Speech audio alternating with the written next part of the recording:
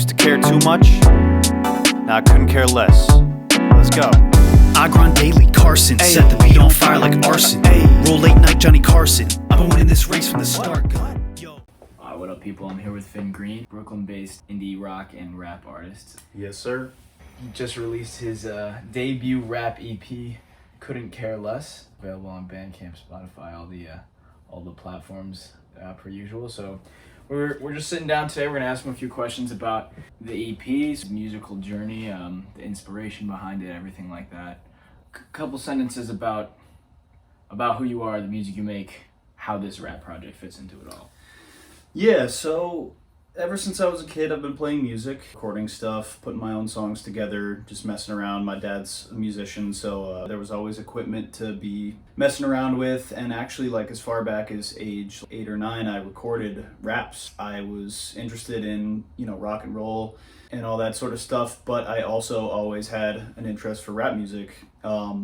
And yeah, like over the course of becoming an artist, like deciding that I wanted to do my own music, I sort of mainly have done indie rock style music, but rap is such a huge part of my life and something that I felt like I had to honor by releasing some of my own. So I had made a bunch of beats when I was living in Chicago about 4 years ago, and I had them stockpiled and wanted to put them to use. So I wrote some rhymes, had some ideas kicking around, took my favorite of the beats that I'd produced and put together this project. What does hip hop mean to you as a musician and as an individual? So to me, hip hop is one of the purest forms, the most explicit forms of expression verbally. It's like listening to someone speak. You're really getting this unfiltered level of someone's thoughts and someone's experiences being verbally dictated to you, which is so powerful and potent. There's something so unique about that form of expression that I think really speaks to me, and is something that I feel that I can't fully capture in my own rock music. So I think doing rap is a way to kind of scratch that itch of having that really direct form of expression. Last August you released Care Too Much, which is an EP of 5 songs. 5 songs, yep. But I'm curious, because you moved to New York in October of last year, correct? I did, yeah. So I'm curious how, the transition from Care Too Much, which is your indie stuff, to, Couldn't Care Less, which is more hip-hop focused. What is it that switch from the genre to the attitude behind it to the move from upstate New York to New York City? Like, how do all those changes, how do they intertwine and how do they relate to each other, I guess? Yeah, for sure. So Care Too Much kind of came from this place of being pretty wrapped up in other people's opinions and other people's perception of you, and how that kind of affects how you feel in your day-to-day. And where I was at with recording that project was, as much as I wanted to share that feeling, I felt as though I was starting to overcome that feeling in a pretty positive way. Even back then when I was living in Albany and when I was writing that music, I felt as though I was sort of finally breaking through to a stage of my life where I didn't care too much. And I think kind of honoring that feeling being there to begin with was almost a part of the process of breaking out of it a little more and letting go of my obsession with how others perceive me.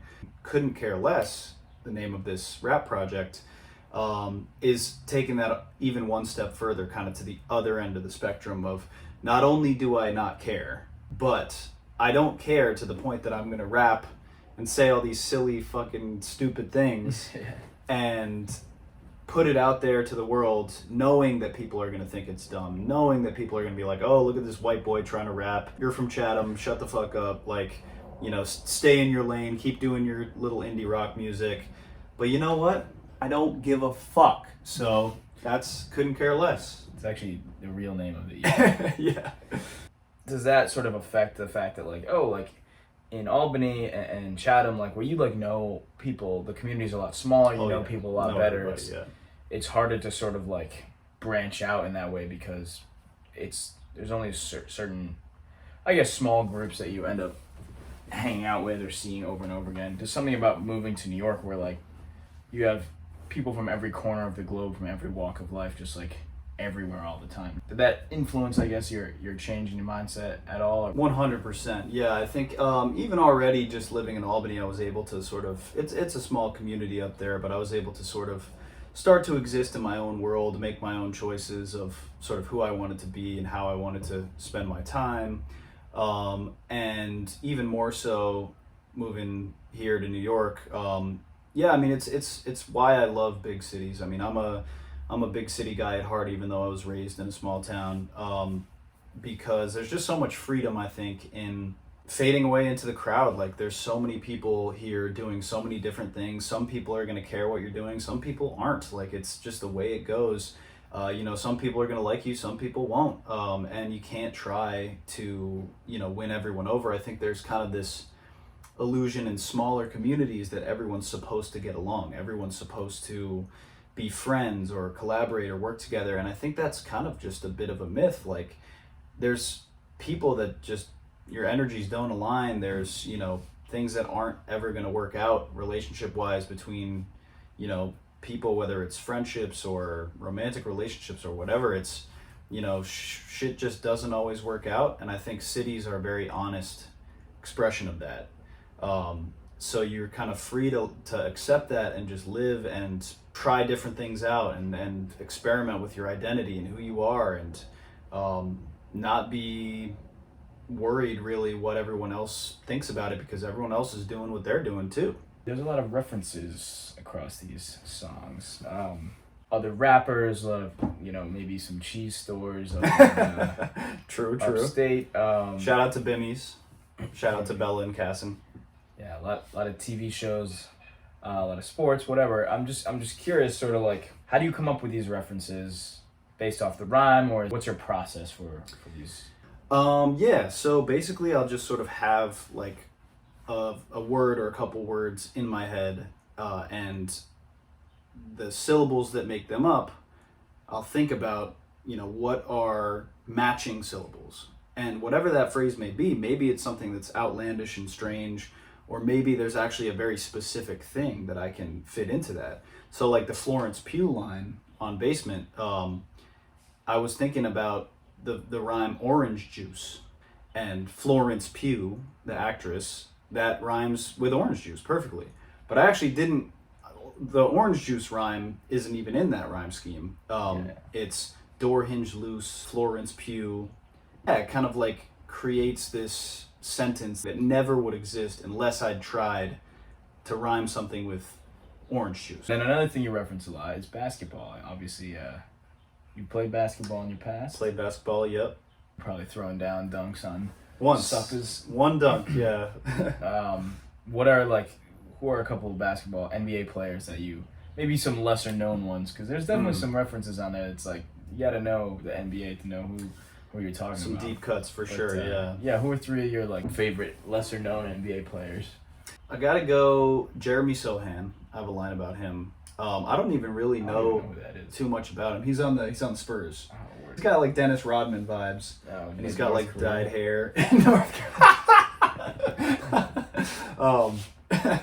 But he's like kind of like Dennis Rodman as a player too, very like disruptive. It gets under people's skin in this way that I think is really antagonistic, and honestly kind of embodies the vibe of this EP too. So yeah, Jeremy Sohan. He also has a crazy life story. Watched a video about how he moved around all these different places as a kid because his parents were both pro basketball players. So Jeremy Sohan. Then staying in Texas, I gotta go Dylan the Villain. Dylan Brooks. Damn, all the bad boys. Yeah, the bad boys. Because he sucks. He's an asshole. He's a huge asshole. But like, you need that sometimes. And like, I remember watching some of his plays from the Olympics for Canada. And he's a great player. The level to which he talks shit, he's not really as good as he should be to back it up. But he's still a hell of a player. And then number 3, I think I got to go with a classic, a former New York Knick, J.R. Smith. I mean, that dude is a hooper for sure, really good player. He was a fantastic dunker, threw down some like crazy slams, especially in his Knicks days. And just the attitude, you know, kind of like comes across like he's just like a fucking gangster ass motherfucker. You know, he's tatted up from head to toe. And like, you know, there's that one play where he fucked up the possession with LeBron, and you know, he looked like he was high as shit. The Hennessy meme. So yeah, J.R. Smith, you know, yeah. So I guess that's part of why you like him. Yeah, just you know, because he fucked up one of the most pivotal moments. Yeah, honestly, I respect it. You know, it's yeah, he couldn't care less. He couldn't care less, exactly. In that moment, LeBron cared a lot, and he was like, I don't give a fuck. Yeah. But so yeah, Dylan Brooks, Jeremy Sohan, J.R. Smith. So you can stream Couldn't Care Less right now on Spotify, Apple Music, Amazon, YouTube Music, anywhere you find your music. It's available for purchase on Bandcamp. It's $5. I feel like that's very reasonable. And it is up on my YouTube page where you are currently watching this video as well. Leave a like, subscribe, comment, and yeah, just keep engaging with the music. It makes me so happy, and I'm excited to keep putting stuff out there. All right, thank you so much. Signing off. This is a young boy banging on drums. I need a goth chick like Wednesday Addams. Young Finn Green coming straight out Chatham. Mover and shaker, I make shit happen. Tell me to quit, but I won't stop rapping. Cry with the saints and laugh with the sinners. Your crew losers, my crew winners. Skip the emotions and nice steak dinners. And tell a bitch use me like Bill Withers.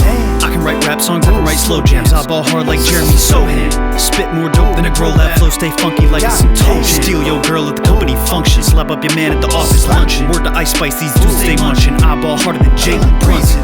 Heat seek ballistic missiles. Got the 4-5 like Donovan Mitchell. My rhymes complex, your shit simple. Pull up from downtown, hit that triple. Drift some clothes, get drippier. Right back like Kieran Trippier. Tell me pipe down, but I only get